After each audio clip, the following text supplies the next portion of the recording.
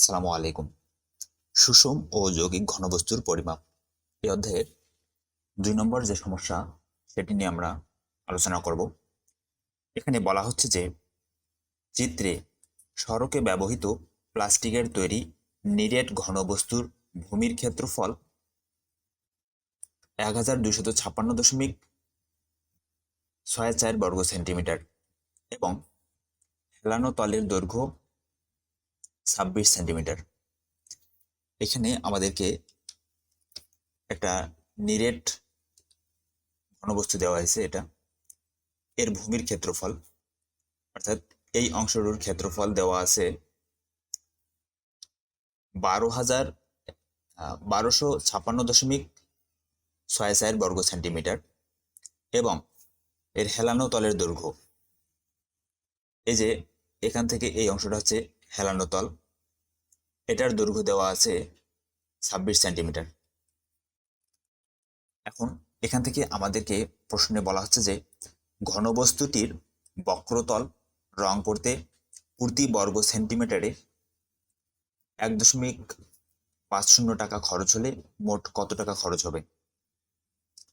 এর বক্রতল যদি রং করতে যাই তাহলে কত টাকা খরচ হবে। তো এইখানে আমাদেরকে বের করতে হবে যে ঘনবস্তুর বক্রতলের ক্ষেত্রফল, যেহেতু এখানে হচ্ছে বর্গ সেন্টিমিটার, বর্গ মানে হচ্ছে যে দৈর্ঘ্য এবং প্রস্থ আছে সেটাকে কি হলো বর্গ। তো আমাদের বের করতে হবে ঘনবস্তুর বক্রতলের ক্ষেত্রফল। তো দেখেন এই এটা একটু কোণক আকৃতির, তাই আমরা কোণক আকৃতির বক্রতলের সূত্র ব্যবহার করব। অর্থাৎ আমরা এই যে সূত্রটা ব্যবহার করব, কোণকের বক্রতলের ক্ষেত্রফল সমান পাই আর এল, এই সূত্রটা আমরা এর ক্ষেত্রফল বের করার জন্য ব্যবহার করব। তো এখানে পাই আর এল, পাই এর মান তো আমরা জানি, এল এর মান এখানে এল হেলানো তল 26 সেন্টিমিটার দেওয়া আছে, এটাও আমরা জানি, কিন্তু আমরা যেটা জানি না সেটা হচ্ছে যে আর এর মান। এই আর এর মান আমরা কিভাবে বের করব। আর এর মান বের করার জন্য আমরা আরেকটা সূত্র সাহায্য নেব, সেটা হচ্ছে যে কোণকের ভূমির ক্ষেত্রফল পাই আর স্কোয়ার বর্গ একক। এটা আমাদের বইয়ের 184 নম্বর পৃষ্ঠায় আলোচনা করা আছে। তো দেখেন আমরা শুরুতেই এই ঘনবস্তুর বক্রতলের ক্ষেত্রফল বের করার জন্য আমাদের যে আর দরকার সেই আর এর মানটা বের করে নেব। কিভাবে বের করব, এখানে দেওয়া আছে নিরেট ঘনবস্তুর ভূমির ক্ষেত্রফল 1256.64 বর্গ সেন্টিমিটার, এটা দেওয়া আছে, এবং হেলানো তলের দৈর্ঘ্য আমরা ধরিয়ে নিলাম, হেলানো তলটা হচ্ছে L, L is equal to 26 centimetre. এখন আমরা যদি মনে করি যে ঘনবস্তুর ব্যাসার্ধ আর, ঘনবস্তুর ব্যাসার্ধ আর হলে একটা ঘনবস্তুর ভূমির ক্ষেত্রফল নির্ণয়ের সূত্র হচ্ছে পাই আর স্কোয়ার, যদি ঘনবস্তুটার ভূমির ব্যাসার্ধ আর হয়। তো এইখানে আমাদেরকে ঘনবস্তুর ভূমির ক্ষেত্রফল দেওয়া আছে 1256, আর আমরা যদি একটা ঘনবস্তুর ভূমির ব্যাসার্ধ আর ধরে নেই তাহলে তার ক্ষেত্রফল আমরা পাই সূত্র অনুসারে পাই আর স্কোয়ার। তো দেখেন এটা হচ্ছে যে ঘনবস্তুর ভূমির ক্ষেত্রফল এখানে দেওয়া আছে, আর আমরা সূত্র অনুযায়ী ঘনবস্তুর ভূমির ক্ষেত্রফল পাই পাই আর স্কোয়ার। তো এই দুইটা বিষয়কে আমরা তুলনা করতে পারি এই আর এর মান বের করার জন্য। তো আমরা লিখতে পারি যে প্রশ্ন মতে যেহেতু দুইটাই ভূমির ক্ষেত্রফল, ঘনবস্তুর ভূমির ক্ষেত্রফল, এটা হচ্ছে পাই আর স্কোয়ার আর এটা হচ্ছে এখানে মানটা দেওয়া আছে সেটাই। তো আমরা লিখতে পারি যে পাই আর স্কোয়ার সমান 1256.64। এখান থেকে আমরা আর এর মানটা বের করে নেব, এর জন্য তুলনা করলাম। তাহলে প্রশ্ন মতে পাই আর স্কোয়ার সমান এত। এখান থেকে আর স্কোয়ার সমান পাইটাকে যদি আমরা এদিকে ট্রান্সফার করে দিই তাহলে ভাগ হয়ে যাবে। তাহলে আমরা যদি এই যে 1256কে ভাগ করি,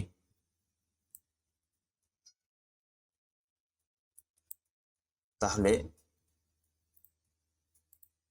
1256664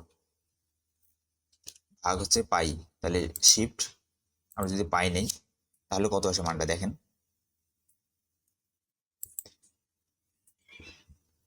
400.something আসে। তো আমরা ধরে নিলাম আর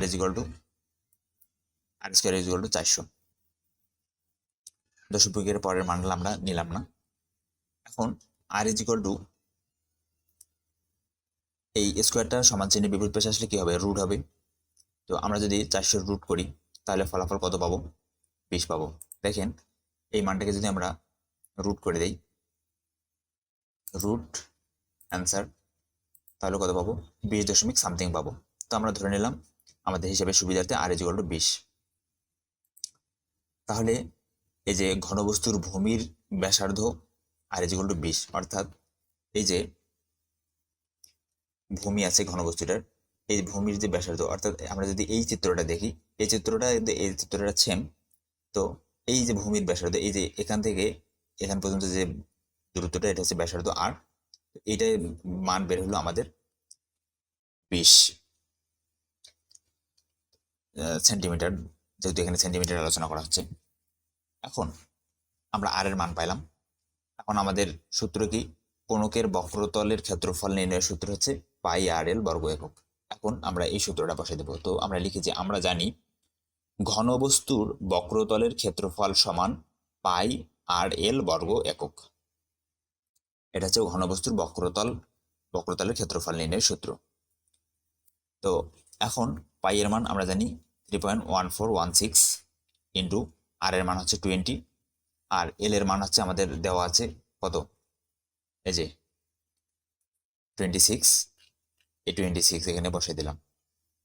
তো এই সবগুলো মান যদি আমরা এখন গুণ করি তাহলে কি দাঁড়ায় দেখেন, আমরা শিফট পাই নিলাম ইন্টু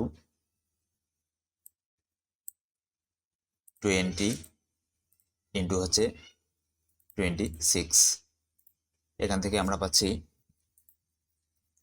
দেখেন 1633.62। আচ্ছা, আমরা তিনটা মান নিয়েছি দশমিকের পরে, 632 নিছি। তো দেখেন এত বর্গ একক ঘনবস্তুর বক্রতলের ক্ষেত্রফল। এখন আমাদের প্রশ্নে বলা হয়েছে যে এই বক্রতলের ক্ষেত্রফলটা রং করতে কত টাকা লাগবে, আর 1 বর্গমিটার রং করতে লাগে 1.50 টাকা। তাহলে আমরা লিখলাম যে 1 বর্গ সেন্টিমিটার রং করতে খরচ হয় 1.50 টাকা। তাহলে অতএব আমরা ক্ষেত্রফল বের করলাম 1633 বর্গ সেন্টিমিটার রং করতে খরচ হয়। এটার সাথে যদি আমরা গুণ দেই তাহলে আমরা পাবো 2450.45 টাকা। এটা হচ্ছে এই ঘনবস্তুটার রং করতে, ঘনবস্তুর বক্রতল রং করতে খরচ হবে 2450.45 টাকা। এই টাকাটা খরচ হবে ঘনবস্তুটার বক্রতল রং করতে।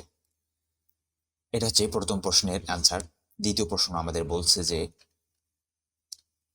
ঘনবস্তুটিতে কতটুকু প্লাস্টিক আছে, এই ঘনবস্তুটাতে প্লাস্টিক কি পরিমাণ আছে এটা আমাদেরকে বের করতে হবে।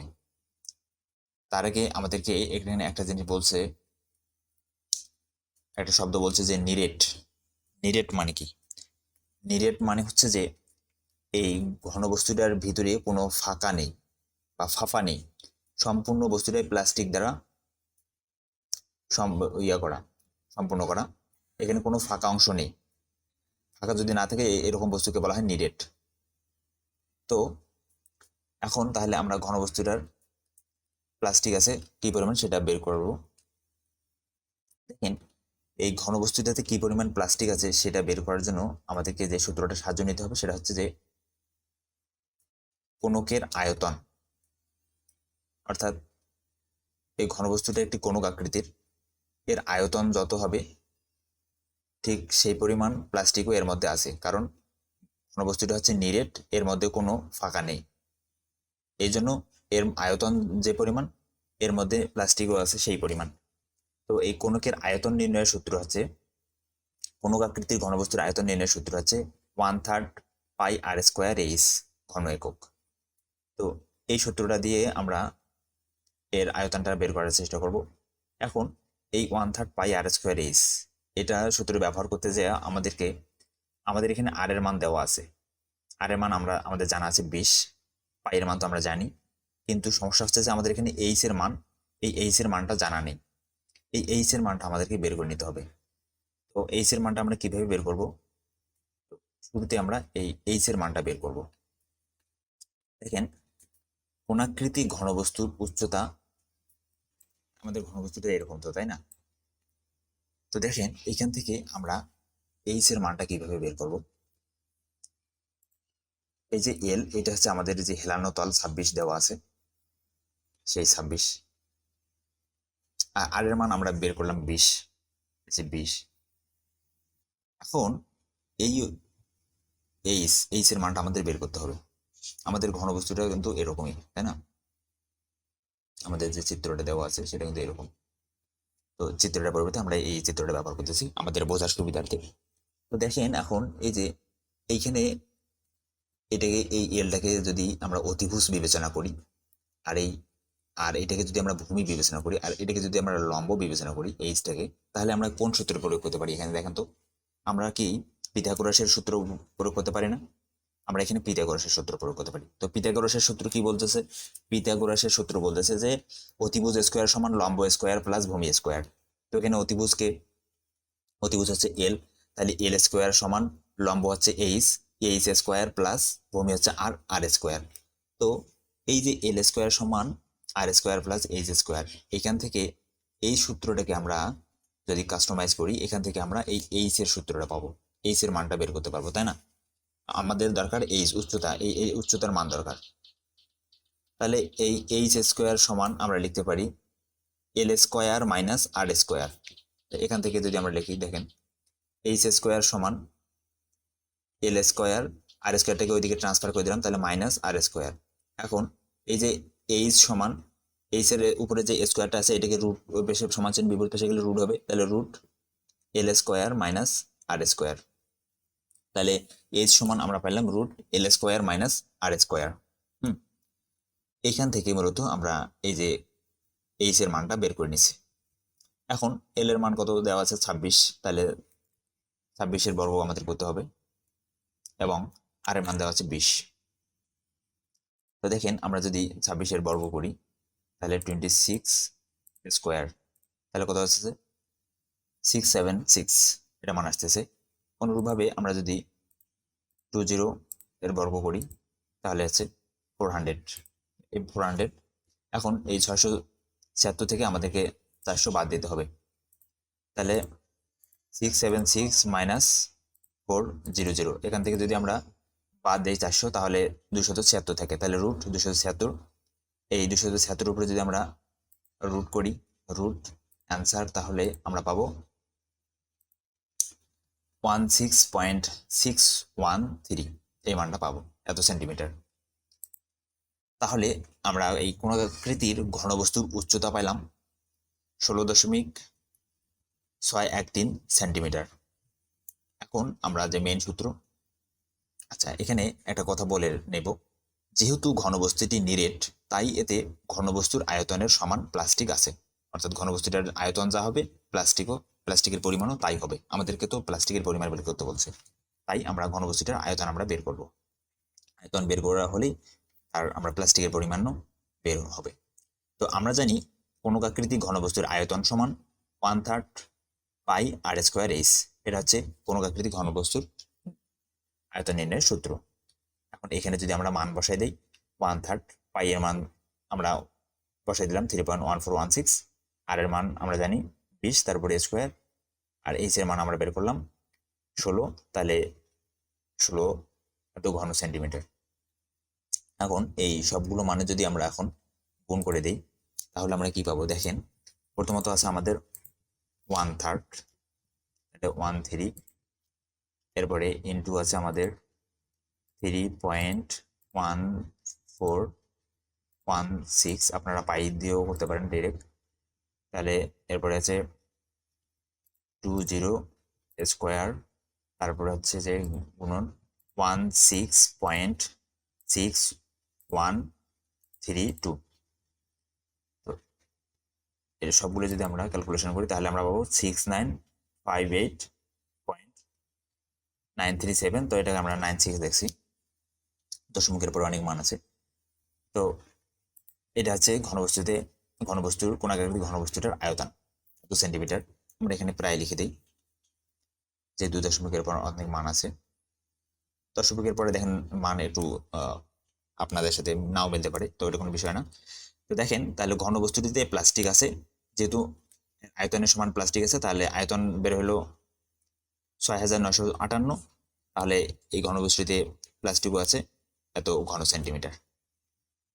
দেখেন ঘন সেন্টিমিটার আর বর্গের মধ্যে বিষয়টা একটু বলি। আপনার যদি দৈর্ঘ্য, প্রস্থ এবং উচ্চতা দেওয়া থাকে তাহলে সেটা হচ্ছে ঘন, আর যদি দৈর্ঘ্য আর প্রস্থ দেওয়া থাকে তাহলে সেটা হচ্ছে আমাদের বর্গ বা ক্ষেত্রফল। এই দুটো বিষয় মাথায় রাখবেন। তো এই ছিল এই সমস্যার সমাধান, আশা করি আপনারা বুঝতে পেরেছেন। তো ধন্যবাদ সবাইকে, ভালো থাকবেন। সম্পূর্ণ বিষয়টাকে যদি আমরা একটু ছোট করে দেখি একসাথে দেখার জন্য, তো এই হচ্ছে আমাদের সম্পূর্ণ অঙ্কটা। ধন্যবাদ সবাইকে।